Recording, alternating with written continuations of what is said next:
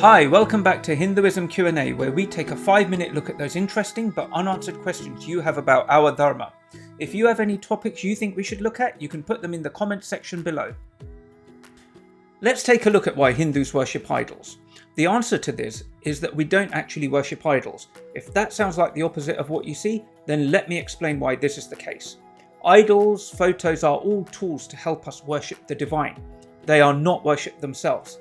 As always in our Dharma, we must look beyond the physical, and idols are physical objects.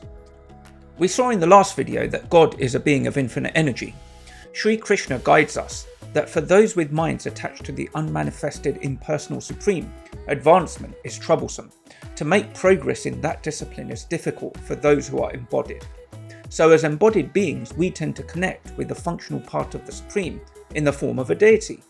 If it's one we feel a connection with, it's called our Ishtadel, or maybe we choose one for a specific blessing. With this in mind, why do we need idols? Let's take an analogy here. Water is everywhere, it's all around us in the form of moisture, so why do we need it in a concentrated form to drink? When we need to drink it, we need to go through a procedure. We open a cupboard, we get a glass, we open a tap and fill the glass to drink, and we put the glass away. This is like a ritual for a puja when we want to worship the divine. Just like the glass, the idol is a container and we are inviting the divine energy of God to concentrate in the idol. Thousands of years ago, our ancient rishis figured out that by using sound waves and chanting specific mantras, you can invoke the energies of deities within the idol.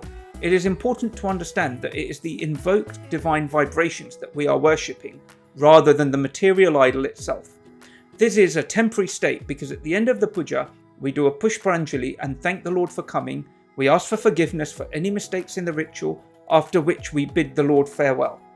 In contrast to this, when you go to a temple, the idols are permanently charged with this energy, with a special puja called a pran pratishtha. This means installation of a soul. The idol has the energy imbibed in it by chanting a special sequence of single-syllable mantras.